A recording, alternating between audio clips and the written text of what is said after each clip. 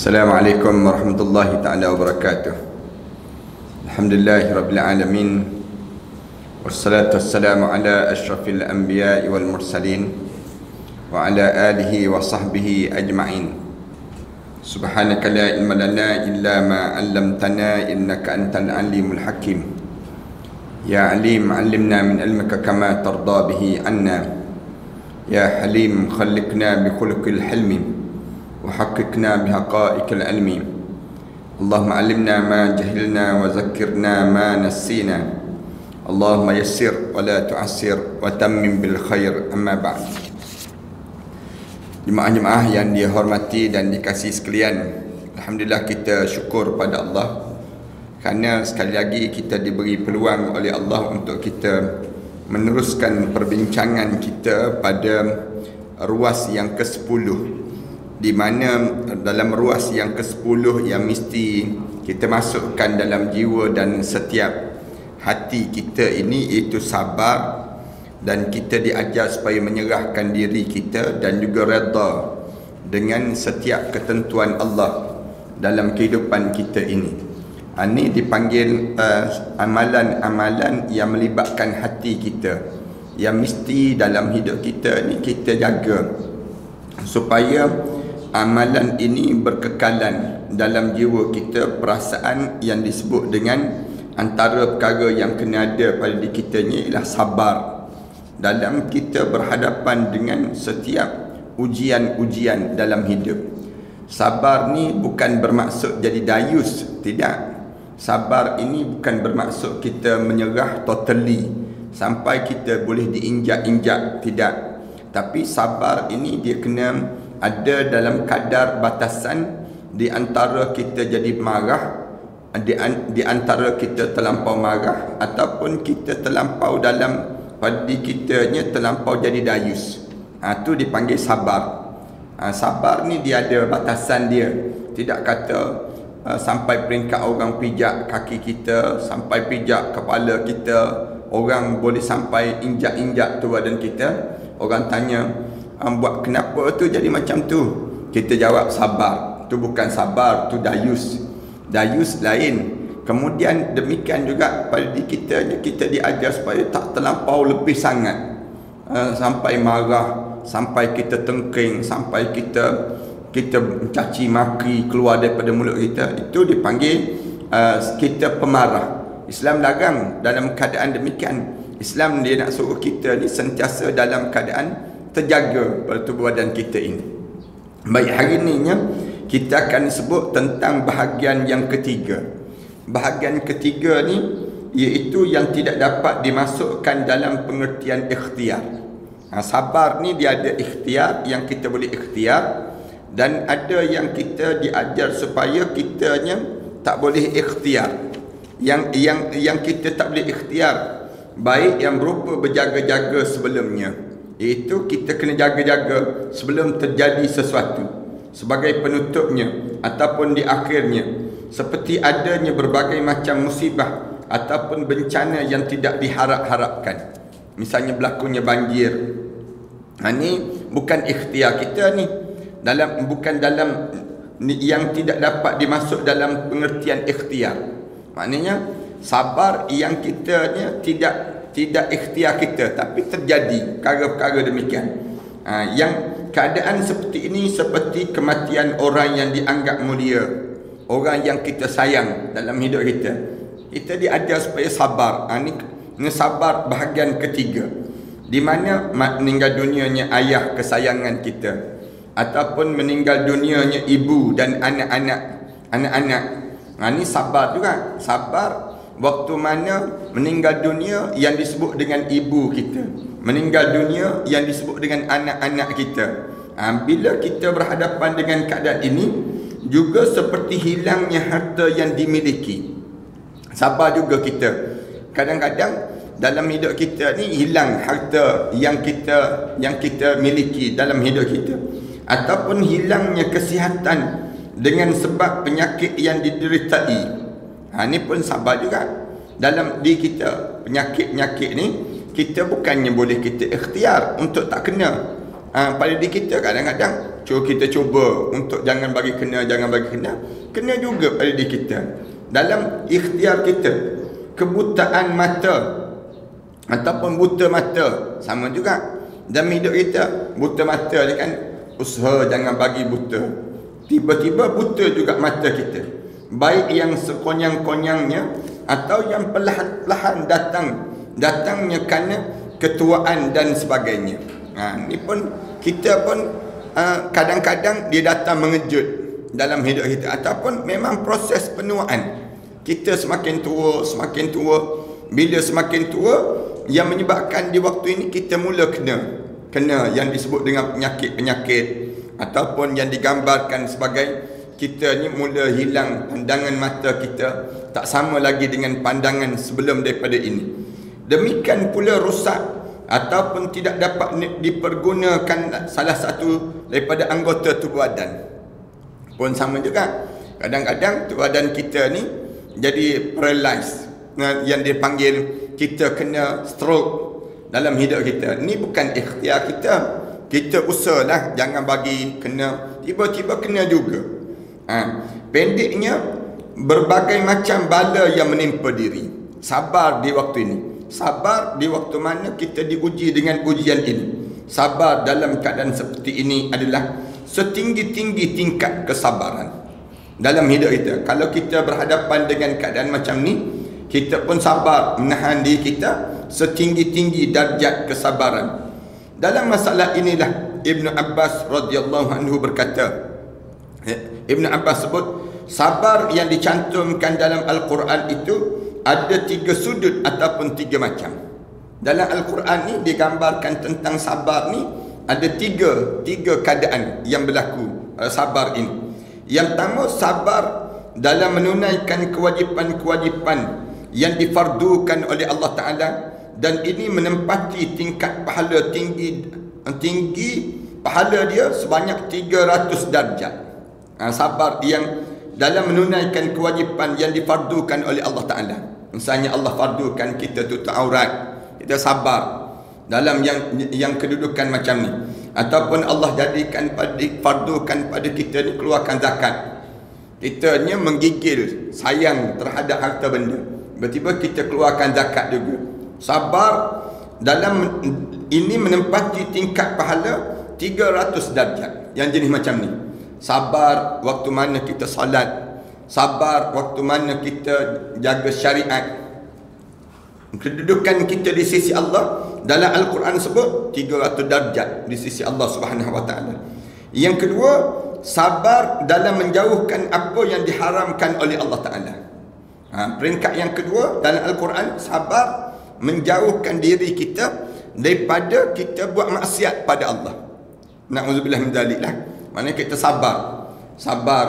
Orang ajak mengumpat, jom kita mengumpat hari ni, misal contohnya kita sabar. Maka sabar ini dan ini menempatkan tingkat pahala 600 kali ganda, 600 darjat lebih tinggi daripada darjat kebiasaan yang berlaku. Tadi 300 kali ganda je sabar dalam taat. Ni sabar dalam melakukan maksiat, menggigil badan nak buat maksiat. Badan kita nak buat maksiat, tiba-tiba kitanya sabar, kita tahan diri kita. Tahan diri kita ni dalam tidak melakukan maksiat. Kita jaga diri kita ini sendiri. Ini kedudukan yang kedua dalam Al-Quran Karim yang gambarkan pada kita tentang sabar. Tingkat yang ketiga, yang kedua. Yang ketiga, sabar dalam menerima musibah. Ini tingkat yang ketiga, sabar dalam menerima musibah. Kena ujian-ujian dalam hidup kita. Waktu mana kita kena musibah, ketika mana hantaman yang pertama ini menempati tingkat pahala 900 darjat. Tadi 300, 600 dan juga 900 darjat di sisi Allah Subhanahu Wa Taala. Sabar yang pertama dalam melaksanakan kewajipan-kewajipan. Sabar yang kedua dalam menjauhkan apa yang diharamkan oleh Allah. Sabar yang ketiga ketika mana kena musibah. Sabar yang ketiga ni ketika mana kena musibah, lalu kitanya boleh bertahan dengan ujian-ujian kesabaran ini sendiri. Barangkali ada yang tanya. Tanya apa dia? Mengapa yang ketiga ini sampai 900 darjat? 900 darjat dibandingkan dengan yang tamu. Barangkali ada yang tanya, mengapa yang tiga ini justru lebih banyak pahalanya dan meningkat sampai angka 900 darjat. Kita sebut tadi kan, sabar dalam taat baru 300 darjat. Sabar dalam melakukan maksiat hanya 600 darjat. 600 darjat di sisi Allah. Sabar dalam kena musibah tu sampai 900 darjat. 900 kali ganda. Bezanya di antara waktu mana sabar dalam kita taat, sabar dalam kita melakukan kewajipan, dan sabar waktu mana kita kena yang disebut dengan sabar pada kita waktu mana kena musibah dalam hidup. Dalam hidup kita ni, waktu mana kena musibah tersebut, kita je sabar. Tiga peringkat sabar ini. Mengapa yang kena musibah tu banyak pahala? Sampai 900 kali ganda dibandingkan dengan sabar waktu mana taat. Taat 300 kali ganda je. Kemudian sabar daripada melakukan maksiat 600 kali ganda. Mengapa yang ketiga ni jauh lebih tinggi dibandingkan dengan yang pertama dan kedua? Dan peringkat sampai 900 kali ganda. Tentu saja sebab yang ketiga itu selain termasuk golongan fadilah ataupun keutamaan, tetapi yang pertama itu memang merupakan kewajipan setiap mukmin. Kalau ditanya, kenapa yang ketiga banyak pahala dibandingkan dengan yang pertama? Yang pertama tu kerana memang kewajipan kita lah. Kewajipan kita. Kalau kita tak buat, dosalah kita. Tapi kalau kita buat pun, kita menunjukkan kita sabar dalam kita mentaati perintah Allah. Kerana mukmin memang dia kena taat pada perintah Allah. Wajib dalam hidup kita. Kemudian, dan Muslim pasti ringan menjalankannya. Kita pula bila kita nak buat benda yang disuruh oleh Allah ni, ringan je, tak rasa susah. Tutup aurat, ringan pada diri kita untuk kita nak buat. Nak solat, ringan. Kemudian, dan merasa berdosa jikalau tidak melakukannya. Kita akan rasa takut kalau kita tak buat yang disebut dengan, kalau kita tak lakukan amalan yang disuruh oleh Allah Subhanahu Wa Taala tadi. Inilah kelebihan yang ketiga daripada yang pertama. Kalau tanya, kenapa yang ketiga banyak pahala dibandingkan dengan yang pertama tadi?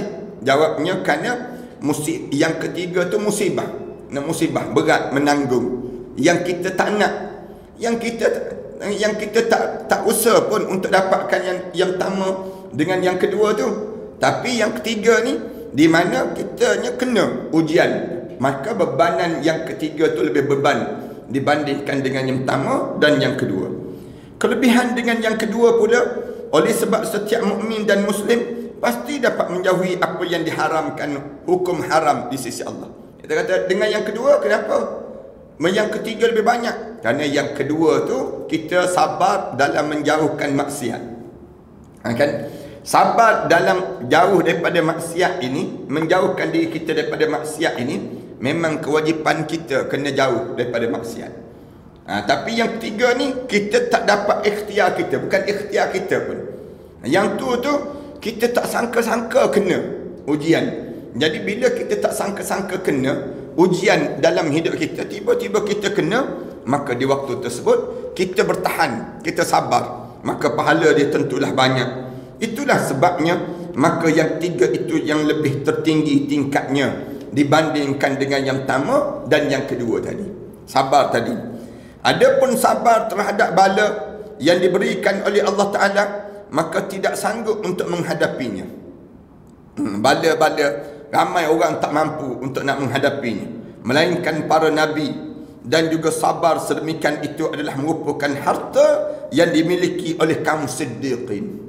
Kalau kita ni boleh bersabarkan dalam kita berhadapan dengan yang disebut dengan ujian-ujian hidup, maknanya kita ni memiliki harta yang bernilai lah. Lebih baik daripada emas, lebih baik daripada perak yang kita miliki. Yakni orang yang betul-betul mantap kepercayaan kepada kudrat dan takdir yang dimiliki oleh Allah Ta'ala dalam hidup dia.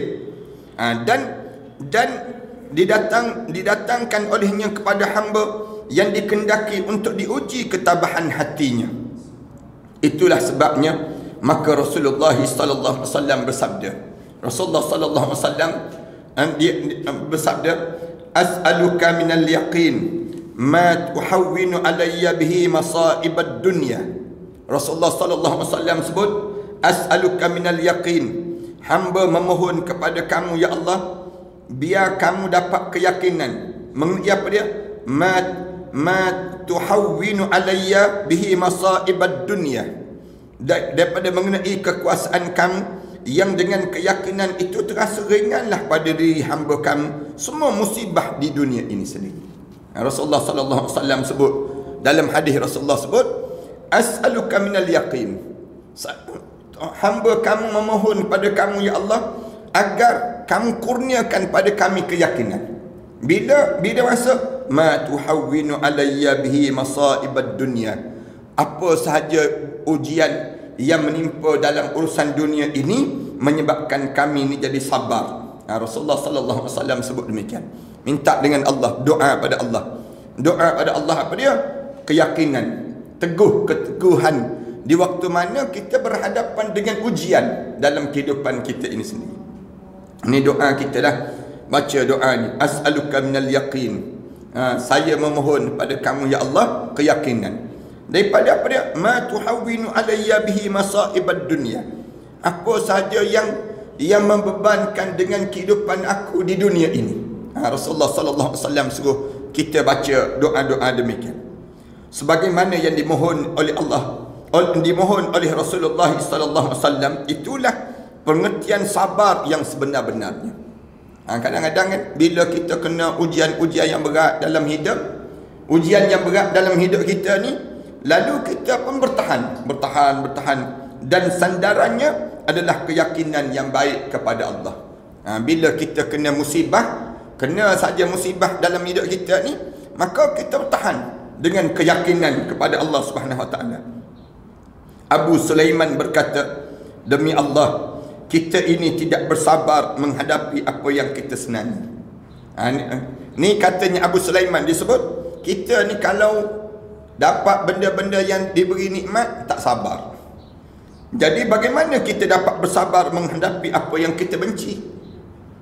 Kalau yang diberi nikmat itu pun kita tak sabar, tak boleh bersabar. Waktu mana diberi nikmat kita tak boleh bersabar, macam mana kita nak bersabar di waktu mana kita mendapat satu benda yang kita tak sukai? Yang kita suka tu pun kita tak sabar. Orang kita kan dapat nikmat apa dia? Harta benda banyak, misal contohnya, sampai tak semayang. Bila banyak nikmat dalam hidup dia, sampai tak tutup aurat. Bila banyak nikmat dalam hidup dia, sampai tak keluar zakat. Tu dapat nikmat je. Bila dapat nikmat je, dia jadi tak sabar. Macam mana dengan keadaan yang tak dapat nikmat, yang dapat pula benda yang diuji dalam hidup kita? Rasulullah sallallahu alaihi wasallam bersabda lagi. Rasulullah sebut lagi, ma min abdin mu'minin usiba bi musibatin faqala kama amara Allah taala inna lillahi wa inna ilaihi raji'un, Allahumma ajurni bi musibati wa aqibni khairan minha illa ma fa'ala Allah bihi dzalik. Rasulullah sallallahu alaihi wasallam sebut, mana-mana seorang yang diuji dengan ujian musibah dalam hidup dia, faqala kama amara Allah taala, lalu dia sebut sebagaimana yang disuruh oleh Allah taala pada dia, inna lillahi wa inna ilaihi raji'un, daripada Allah kita datang dan kepada Allah kita kembali. Baca lagi doa, Allahumma ajurni bi musibati, ya Allah tolong ganjarkan pada saya di atas musibah yang saya kena ini, wa aqibni khairan minha, dan gantikanlah pada saya yang lebih baik daripada apa yang saya kena ini, illa ma fa'alallahu bihi dzalik, kecuali Allah Subhanahu wa taala akan gantikan yang lebih baik dan dengan pahala yang banyak yang Allah sediakan untuknya. Ini kesan daripada mana? Kesan daripada kita baca doa yang diajar oleh Rasulullah sallallahu alaihi wasallam tadilah bila musibah yang menimpa pada kita. Ada pula hadis kursi daripada Anas radhiyallahu anhu berkata, demikian bunyinya. Anas radhiyallahu anhu berkata, aku diberitahu oleh Rasulullah sallallahu alaihi wasallam perihal firman Allah Ta'ala sebagai hadis kursi demikian. Disebut dalam hadis kursi apa dia? Inna Allah Azza wa Jalla qala ya Jibril ma jaza'u man salabtu karimataihi qala subhanaka la ilma lana illa ma 'allamtana qala Allah Ta'ala jaza'uhu khuludun fid dar wan nazaru ila wajhi. Rasulullah sallallahu alaihi wasallam cerita dalam hadis kursi, Allah Ta'ala tanya pada malaikat Jibril. Sungguhnya Allah Azza wa Jalla tanya pada malaikat Jibril, ya Jibril, apakah pahala orang yang aku hilangkan kedua bendanya yang termulia, yakni kedua matanya. Ma jazahu man salabtu karimataihi. Rasulullah sallallahu alaihi wasallam sebut, apa balasan yang aku sediakan untuk orang yang Allah hilangkan mata dia, dua biji mata dia, dibutakan mata dia. Apa balasan dia? Allah tahu, tapi Allah dalam bentuk tanya pada malaikat Jibril ini, nak suruh malaikat Jibril bagi tahu ada ganjaran yang Allah sediakan. Subhanaka la ilma lana. Lalu dijawab oleh malaikat Jibril, maha suci kamu yang aku tidak ada ilmu terhadap apa yang illa ma 'allamtana, kecuali yang kamu bagi pada kami ya Allah. Malaikat Jibril jawab, qala Allah Ta'ala, lalu Allah Ta'ala menjawab pada malaikat Jibril, pahala dia jazaohu khulud fi dari wan nazar ila wajhi. Balasan dia di mana Allah sediakan untuk dia kekal dalam syurga untuk selama-lamanya, dan kemudian wan nazar ila wajhi, Allah balas pada orang buta mata tapi dia sabar di atas buta mata dia tersebut. Kesabaran dia tersebut dengan Allah jadikan mata dia untuk memandang Allah di dalam syurga nanti. Allahu Akbar. Ni balasan orang yang dibutakan mata dia, kemudian dia sabar, dia tak mengeluh, dia tak marah dengan ujian yang berlaku dalam hidup dia. Allah hilangkan pandangan mata dia. Maksudnya pandangan mata dia tak nampak dah, tapi dia sabar di atas musibah yang kena pada diri dia. Lalu Allah bagi balasan pada dia, bila bagi tahu pada malaikat Jibril, ialah kekal dalam syurga Allah, dan dianya kekal dalam syurga Allah, dan dia boleh melihat wajah Allah dalam syurga Allah Subhanahu Wa Taala. Sebut pada orang-orang buta kita ni, orang buta kita ni kalau buta mata aja mula bernyanyi terus tepi jalan. Mula sebut kalimah-kalimah yang dia tak menunjukkan kesyukuran dia dengan ujian tersebut. Jangan bagi tahu ada orang buta di kalangan kita ni, siapa yang buta yang dengar kuliah ni, saya nak sebut dia pastikan diri dia sabar dengan ujian yang Allah jadikan dalam hidup dia apabila dibutakan mata dia dengan ujian yang sebegini. Dalam riwayat yang lain Allah Subhanahu Wa Taala sebut, Inna Allah Azza wa Jalla qala, Allah Azza wa Jalla telah berfirman, idza talaitu abdi bihabibataihi fasabara awwatuhu minhumal jannah. Mana-mana hamba-Ku yang diuji dengan dihilangkan dua yang disayangi pada dia, dua yang disayangi pada dia, bihabibataihi, iaitu yang disayangi pada diri dia, dua benda yang disayangi pada diri dia tersebut, fasabara, kemudian dia sabar dengan keadaan yang berlaku tersebut, awwatuhu minhumal jannah, Allah gantikan dengan dua biji mata tadi dengan syurga Allah Subhanahu Wa Taala disediakan untuknya. Ini Allah jadikan demikian. Rasulullah sallallahu alaihi wasallam bersabda dalam sebuah hadis kursi, demikian disebut lagi, yaqulullahu azza wa jalla idza talaitu abdi bi bala'i fasabara. Allah Subhanahu Wa Taala sebut, ketika mana hamba-Ku diuji dengan ujian bibala'i, dengan ujian-ujian yang banyak, bala-bala yang banyak dalam hidup dia, fasabara, kemudian dia sabar. Walam yashkuni ila awwadihi, dan dia tidak apa dia? Lalu dia bersabar dan dia tidak mengadu padaku kepada orang-orang yang menziarahinya padanya, yakni mengeluh, bahkan dia bersabar menerima cubaan Allah itu. Orang yang jenis macam ni, walam yashkuni ila awwadihi abdaltuhu lahman khairan min lahmihi wa daman khairan min damihi fa idza abartahu wala dhanban lahu wa in tawaffaituhu fa ilayya rahmati. Allah Subhanahu wa taala sebut, ketika mana seorang hamba aku ni diuji dengan ujian yang teruk dalam hidup dia, dia sabar. Dia tak mengadu pada orang, kecuali dia mengadu pada aku saja. Abdaltuhu, aku gantikan lahman, daging-daging dia tu, khairan min lahmihi, yang lebih baik daripada daging-daging yang dimiliki pada saat itu. Allah mula sebut demikian. Wadaman khairan min damihi, dan darah-darah yang lebih baik daripada darah yang dimiliki pada saat itu. Fa iza abartahu, ketika mana dia minta dengan aku, manakala dia minta dengan aku, manakala aku menyembuhkannya, maka dia minta sembuh, maka aku sembuhkan orang itu, dan tiada lagi dosa yang menempel pada diri dia. Allah Subhanahu wa taala sebut, fa iza abartuhu wala dzambalah, waktu tersebut tidak ada lagi dosa yang melekat pada dia. Wa in tawaffaituhu fa ila rahmati, kalau dimatikan dia, maka dia kembali pada aku dengan penuh kasih sayang aku kepada diri dia. Allahu akbar. Ini sabarlah. Maksudnya dengan kita berhadapan dengan ujian-ujian dalam hidup kita ni, maka kita boleh bertahan dalam hidup kita dengan ujian-ujian semua.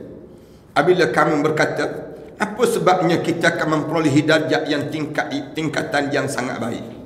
Ada orang tanya, sebab apa kita boleh dapat darjat yang tertinggi dalam kesabaran? Apabila sabar menghadapi berbagai macam musibah, padahal kita sendiri tak dapat melakukan, kita tidak berusaha pun untuk dapat ujian tersebut. Tiba-tiba kita dapat darjat yang demikian.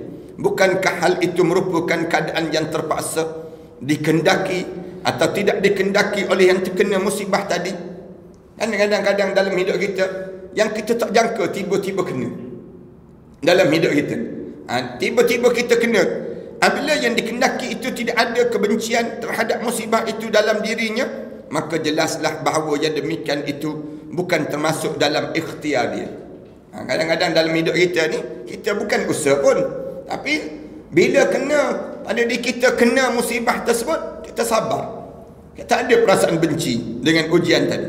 Jikalau kamu bertanya mengapa demikian, maka lebih dahulu saya perlu mengetahui bahawasanya yang keluar daripada makam, kamu perlu tahu yang perlu keluar dalam keadaan mengetahui bahawa yang keluar daripada makam ataupun kedudukan orang sabar itu hanyalah disebabkan adanya keluhan yang berlebihan. Kita ni terkeluar daripada kedudukan orang sabar bila kita ni banyak mengeluh. Jangan mengeluh dalam hidup kita. Senang ceritanya, bila kita kena ujian-ujian, janganlah kita mengeluh. Bila kita mengeluh, terkeluarlah daripada darjat kebaikan yang patutnya kita dapat dalam hidup. Ini di antara benda yang perlu kita faham bila diuji oleh Allah dengan ujian-ujian yang banyak dalam hidup ini sendiri. Merobek-robek pakaian, jangan. Mencari-carikan pakaian kita, memukul-mukul pipi kita. Pengaduan yang melampaui batas, menampakkan kesedihan hati, mengubah adat kebiasaan dalam cara berpakaian, menunjukkan kita ni tak puas hati dengan ujian yang kena. Tidur ataupun makan minum kita, maka semua itu terang dapat dimasukkan dalam perkara yang dapat diikhtiarkan. Oleh sebab itu sayugia hal-hal semacam di atas itu dijauhi saja. Jangan mengeluh bila diuji oleh Allah. Itu bahasa yang mudahnya. Bila kita diuji oleh Allah dengan ujian, bertahan dalam hidup kita. Jangan sampai peringkat kita ni semakin jauh dengan Allah, ataupun kita ni mengubah cara kita, nampak kita sedih hati kita, nampak pakaian kita kusut masai, macam orang tak reda terhadap yang kita hadapi, kemudian menunjukkan keredaan kepada apa yang telah ditetapkan oleh Allah.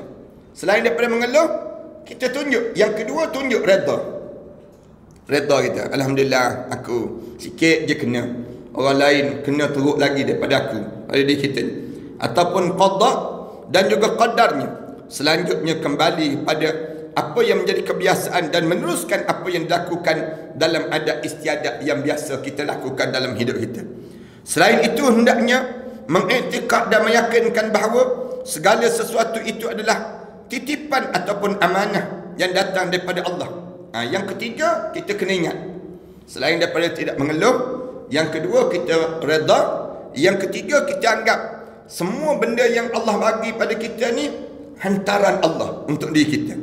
Dan oleh karenanya maka wajib redha apabila dikembalikan atau diminta kembalinya. Dalam hidup kita kan, kadang-kadang waktu mana kita tak boleh terima hakikat suami kita, isteri kita, anak kita, orang yang kita sayang tu meninggal dunia. Kita kena ingat semua benda yang ada pada kita ni hantaran Allah untuk kita, titipan Allah untuk diri kita. Maknanya Allah kirim untuk diri kita. Jadi bila Allah kirim, kita kena jadi dalam hidup kita ni, semua benda yang berlaku ni Allah, dia nak bagi, Allah boleh bagi. Bila Allah nak tarik, Allah boleh tarik bila-bila masa dalam hidup. Itu cara pada diri kita ni.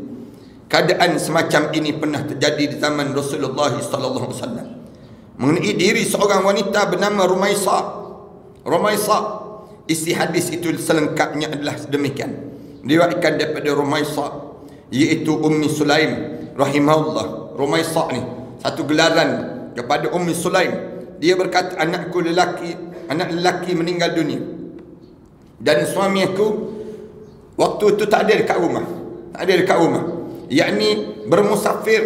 Lalu aku berdiri untuk membawa anakku itu, lalu meletakkan di sudut rumah aku.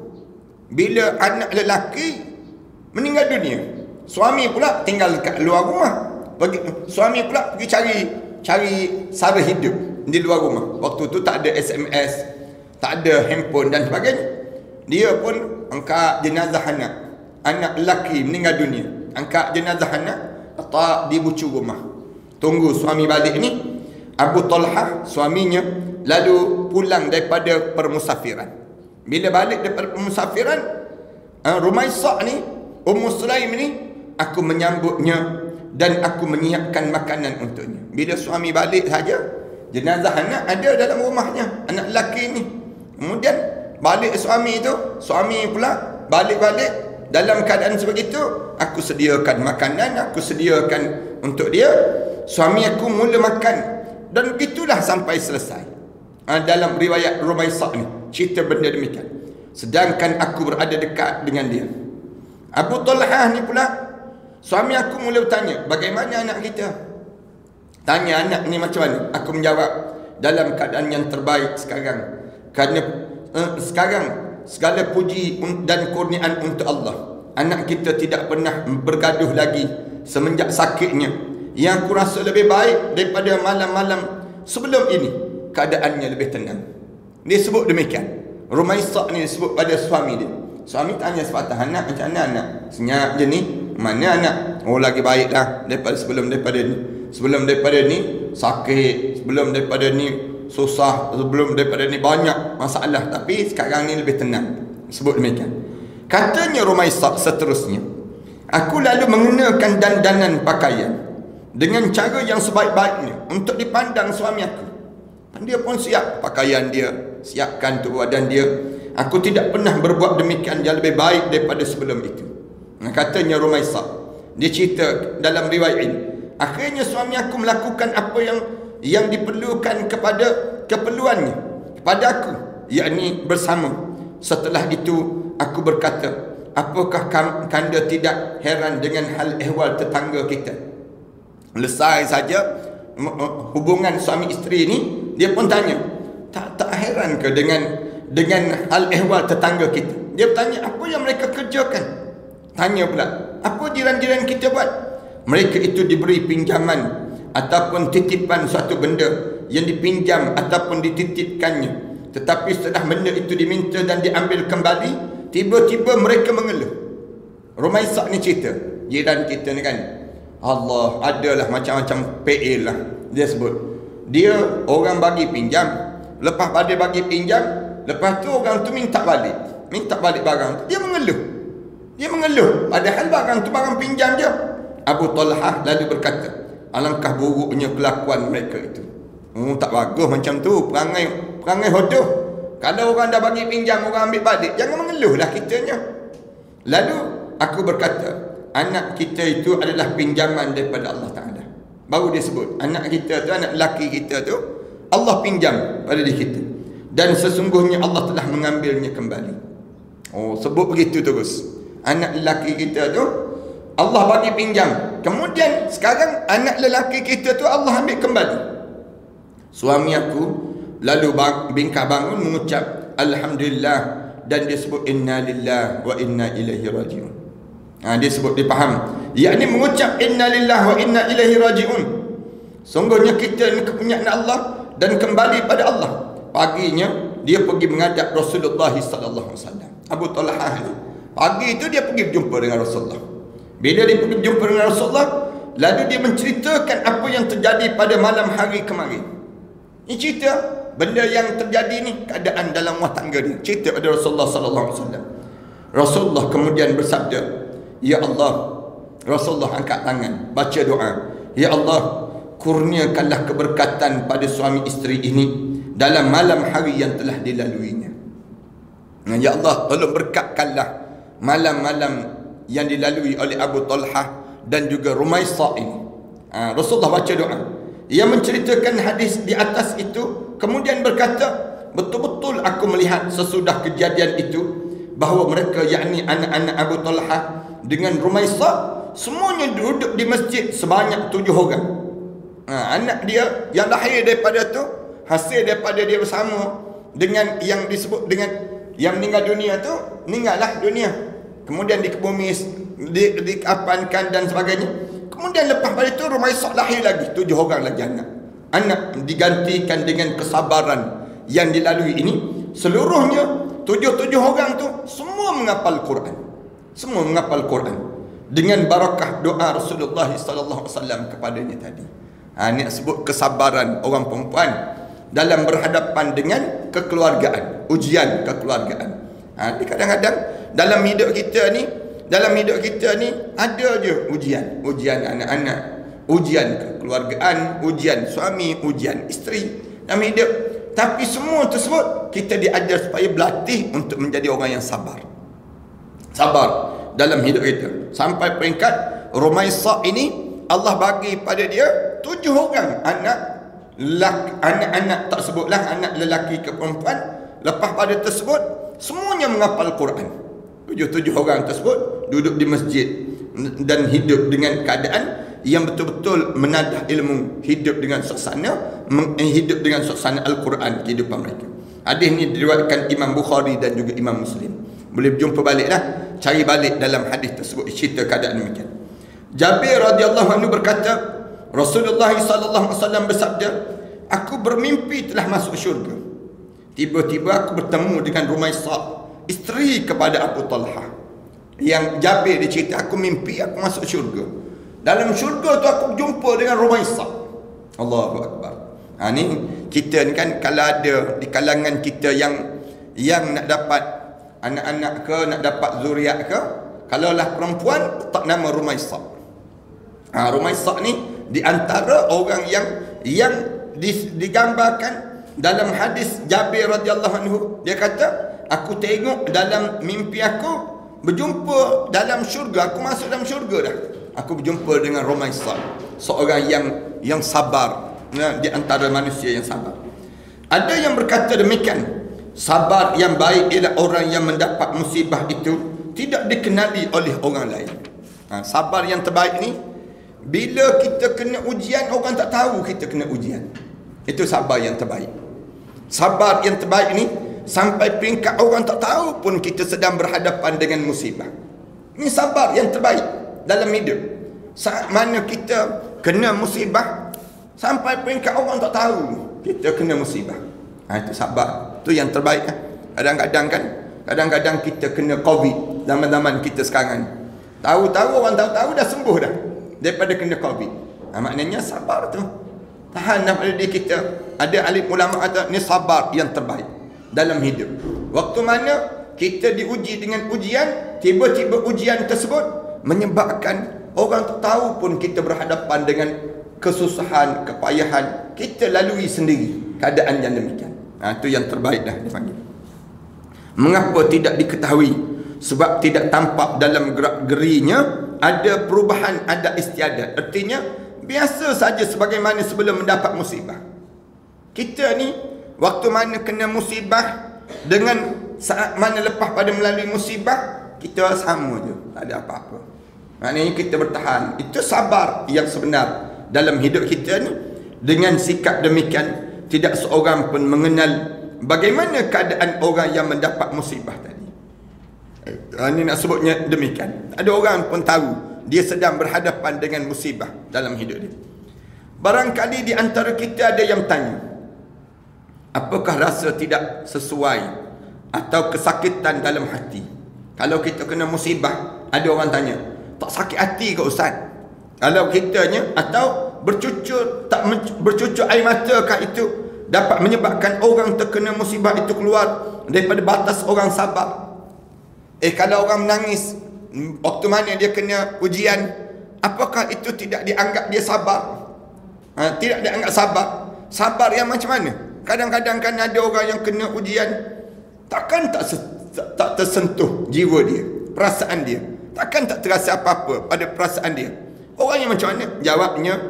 Jawabnya tidak. Ia masih tetap disebut orang yang bersabar. Walaupun mengalir mata, dia tetap dianggap orang sabar lagi. Walaupun dia ni nampak terkesan pada air muka dia dianggap sabar lagi. Jikalau hanya dengan kesedihan hati atau bercucuran air mata, kadang mengalir mata, itu sabar lagi.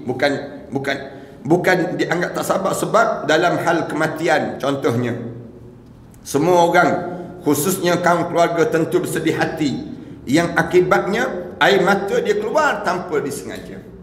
Tanpa sengaja pun mengalir mata.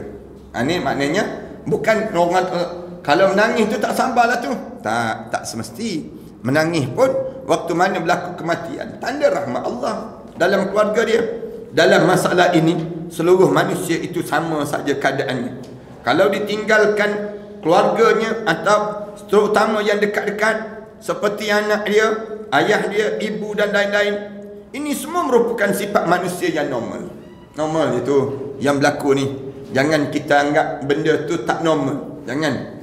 Kadang-kadang kan kita berpisah, kadang-kadang nak datang asrama je, mengalir mata. Orang tanya, tak sabar lah tu. Tak, bukan. Itu memang fitrah manusia dipanggil. Duduk asrama 2, 3, 4 hari, mengalir pula air mata dia. Sibuk tanya, bila nak cuti? Sibuk mengalir mata. Dapat cuti, balik kampung, seronoklah dia. Tapi duduk kat kampung, teringat balik, nak datang balik, mengalir pula air mata dia. Kerak mengalir mata. Tak sabar ke tu? Sabar. Tapi fitrah manusia demikian. Manusia ni dia ada fitrah dia demikian. Dan pula tidak akan memisahkan manusia ataupun pembawanya ke arah kematian.